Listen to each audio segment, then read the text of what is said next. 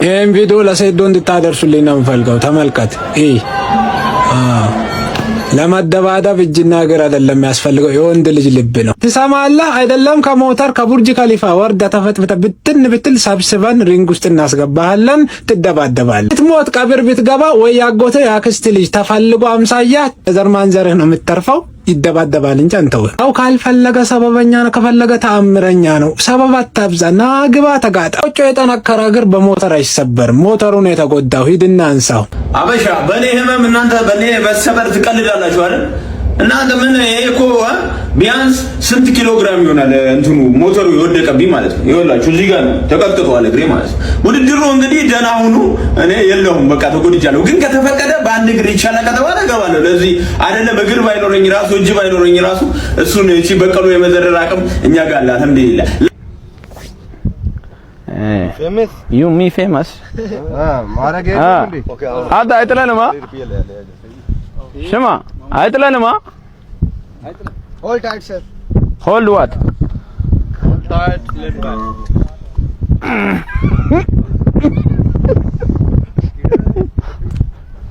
لا لا حول ولا قوة إلا بالله أفلا ينظرون إلى الإبل كيف خلقت ግመልን እንዴት እንደፈጠርናት አይመለከቱም እንዴ አዩም እንዴ ይላል አላህ አልহামዱሊላህ ሱብሃንአላህ ሱብሃንአላህ ሱብሃንአላህ ሱብሃንአላህ ሱብሃንአላህ ሱብሃንአላህ ያምራል ሱብሃንአላህ ቃል የዱባይ አስጎብኚው ቃል ላይፍ ኦፍ ዱባይ ቃል ይኸውላችሁ ዱባይ ስትመጡ ሙሉ ፕሮሰስ ይጨርስላችኋል። የጉብኝቱ ማለት ሙሉ አሸዋ ላይ ግመል አድቬንቸር ፋየር ሾ ዲነር ሙሉ የተሟላው ከቃል ላይፍ ኦፍ ዱባይ የቲክቶክ አካውንት ነው ከታች ሜንሽን ይደረጋል። ለማንኛውም ኧረ ቃል ግመል አፈላ ينظرون الى الابل كيف خلقت አይመለከቱም እንደ ግመል እንዴት እንደፈጠርናት ሰበካው አልተመቸም ኮች ሱብሃንአላህ እኮ የተከበረች ግመል ማለት እኮ የተከበረ ፍጡር ነው። የምሬን ግመል የግመል አፈጣጠር ይለያል ከሌሎች። ሎንግ ራይድ ማለት እዚህ ጋር ድረስ ነው። ኦኬ እንግዲህ የኢትዮጵያ ሕዝብ ይቅርታ አድርጉልኝ፣ ምንም ማድረግ አልችልም። ትላንትና እቀብጣለሁ ብዬ ሞተር እነዳለሁ ብዬ እግሬ ጉዶንኩኝ። ውድድሩ እንግዲህ ምደርስ አይመስለኝም። ዱአ አድርጉልኝ፣ ብቻ ጸሎት አድርጉልኝ። ሁላችሁም የኔ ውድድር ማየት የምትፈልጉ እኔ እንደዚህ በቃ ብዙም ማለት በቃ ብዙም ብጎዳ ራሱ ገባለሁ እና ዱአ አድርጉልኝ። ግን እንዳገግም ትንሽ እንዳገግም ፍየል እፈልጋለሁ፣ ብዙ ፍየሎች እፈልጋለሁ። ጠግናችሁ ወደ ፋይት ወደ ኬጁ አስገቡኝ እንጂ እኔ ምንም አልቻልኩም። በስተት ነው እኔ ሞተሩ ምንም አይጎዳም ተብዬ ነው እንጂ እንደዚህ የሆንኩት። ዱአ አድርጉልኝ። ለማንኛውም ዱአ አድርጉ። ጀምራ በቀሉ አንቺ ሳር ውስጥ ተንተፋተፍ። የኛ ዓለምን እየዞረ ነው።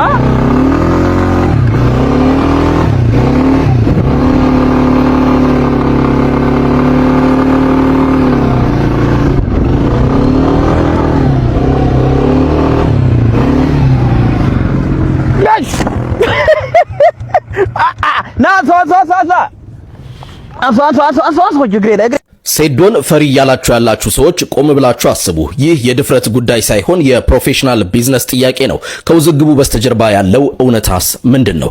የዚህን ጽሑፍ ሐሳብ ያገኘሁት ከፋስት መረጃ እንደሆነ ይታወቅልኝ። ሐሳቡ እንዲህ ይላል። ገለልተኛ ሆነን ካየነው የሴዶ አካሄድ ትክክለኛ ነው። ምክንያቱም በቦታውም ሆነ በቲቪ ውድድሩን የሚያየው ብዙ ተመልካች የሚመጣው እሱን ለማየት ነው። ሴዶ ራሱን ያስተዋወቀበት መንገድና የገነባው ብራንድ ዛሬ ለውድድሩ ትልቅ ገቢ የሚያስገኝ ቁልፍ ሆኗል። ነገር ግን ሴዶም ያለ ያለበት ችግር አለ። አንዴ 10 ሚሊዮን ሌላ ጊዜ 50 ሚሊዮን እያሉ አቋም መቀያየር ፕሮፌሽናልነት አይደለም። ከመጀመሪያውኑ ግልጽ የሆነና የማይቀያየር የቅድሚያ ክፍያ ወይም አፒራንስ ፊ መጠየቅ ነበረበት። በሌላ በኩል አዘጋጆቹ እሱን ፈሪ ለማስመሰል የሚያደርጉት የማዋከብ ሙድ ልክ አይደለም። አሸነፍክ 10 ሚሊዮን ውሰድ ማለት ስፖርታዊ ውል ሳይሆን ውርርድ ነው የሚመስለው። ይሄ ደግሞ እንደ ኢትዮጵያ ህገወጥ ነው። አሸናፊም ሆነ ተሸናፊ የሚገባቸውን ጥቅማ ጥቅም በግልጽ አስቀምጦ መደራደር ይገባ ነበር። አዘጋጆቹ ቅድሚያ ክፍያውን አቅርበውለት ሴዶ ብሩን ተቀብሎ ወደ ኋላ ካለ ያኔ ፈሪ ሊባል ይችላል።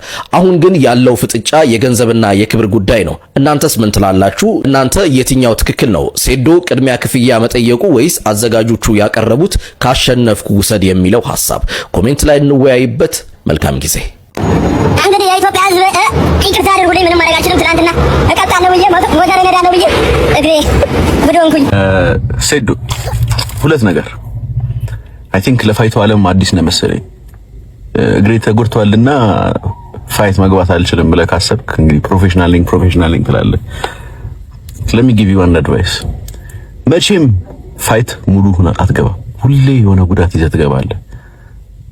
every single fighter ለዚህ ኮንትራክት ስትፈርም ለዚህ ህይወት ሳይን አፕ ስታደርግ ፐርፌክት ሆኜ እገባለሁ ከጁዝ ብለህ አይደለም የገባው። በቃ እኔ ፋይት ላደርግ ነው የገባሁት እንጂ ምንም አይነት ጉዳት ቢደርስብኝ ይሄን ነገር አላቋርጥም ብለሃል። ግን coming to my second point በቃ ተጎድቻለሁ፣ ፌር አይደለም። ጆኒ ኦልሬዲ ሳልጎዳ ይሄንን ለብር አፍስሼ ትሬኒንግ ላይ ይበላኝ ነበር። አሁን ግን እንዴት አድርጌ ፌር ላድርገው ካልክ እኔ ላይቭ ላይ በመላው ኢትዮጵያ ህዝብ ፊት ለፊት አንድ እግሬን አንተ የተጎዳው ነገር እጎዳዋለሁ እኩል እንዲሆን ማለት ነው እንጂ ኬጅ ውስጥ አልገባም የሚል ነገር ሴዶ አታስቡ። if your leg is hurt I'll break my leg too። እንገናኛታለን። እናንተ ብቻ አስመጡልኝ ብያለሁ ሴዶ። I'm also kind of disappointed እኔ ከመስበሬ በፊት የራስ ነገር እንትን በማለት እኔ ችሎታዬን እና ኢንተለጀንሴን ተጠቅሜ የሴዶ ነገር ሰብራለሁ ስል your lack of intelligence broke your own leg. How this is preposterous. ሴዶ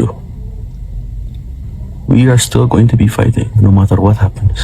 ምድር ትገለበጣለች እንጂ እናንተ እዛ ኬጅ ውስጥ አንገናኝ አንቀርም። አይ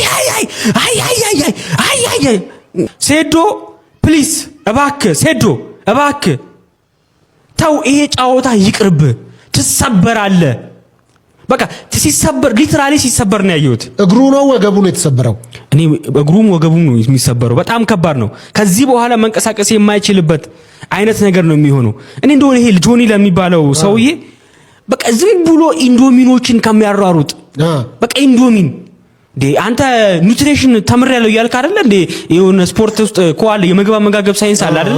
ሁሌ ተመሳሳይ ምግብ ትበላለህ እንዴ? አንዳንዴ እኮ አጥንት ወደ መቆርጠምም ትደርሳለህ ብራዘር። ጆኒ ጂሱሱ እኔ ዝም ብዬ ሳይክ አቴንሽን ሲከር ነህ። በቃ ይሁን ሚዲያ ላይ ያሉ የቲክቶክ ብዙ ሚሊዮን ፎሎወር ያላቸው ሰዎች ነው አሳደክ ወደዚህ ወደ ሪንግ ውስጥ ገብተውልክ መወዳደር የምትፈልገው እና በቃ ይቅርብ። አቴንሽን ሲከርነቱ ራሱ ይቅርብ። በቃ ናያዋሉ እንዲህ የአዲስ አበባ ልጆች ምናምን እንደዚህ አይነት ነገር ይላል። በቃ እኛም ይኸው ከክፍለ ሀገር መጣን። አዲስ አበባ የሁሉም ነች። አዲስ አበባ አልተከለለችም፣ የሆነ ነገር አልሆነችም። አዲስ አበባ የሰው ሁሉ ነችና የሆነ ነገር የአዲስ አበባ ልጆች የአዳማ ልጆች የእንትን ልጆች እንደዚህ እኛ አሁን ኢትዮጵያውያንን በሁሉም አቅጣጫ ያለውን እንወዳለን። ስለዚህ ይሄንን አቴንሽን ሲከርነትክን በዚሁ አቁም። ሴዶ ፕሊዝ ይሄንን ቃሌን ነብይ ኤልያስ ብላክ ኤልያጂያ ይሄንን ትንቢት ያስተላልፍልሃል። ቢቴኬር ወደ ኬጅ ውስጥ እንዳትገባ፣ ለውድድር ጭራሽ እንዳይገባ። አዎ በቃ ሴዶ አሁን እኮ እንደውም ታይላንድ ሄዶ እኮ እየሰለጠነ ነው ያለው እኮ። የትም ማርስም ሄዶ ቢሰለጥን ከዚህ ውጪ በቃ እንዴት አይሆንም? ጆኒ ነው ያሸንፈው። አዎ በቃ ይሰበራል። አሁን ቢያሸንፈው ተሰብሮ ነው የሚያሸንፈው። ይጎዳበታል ነው ከዛ በኋላ እኔ ያየሁት አሁን ማሸነፍ ዊንስ አይደለም ሲሰበር ነው ያየሁት።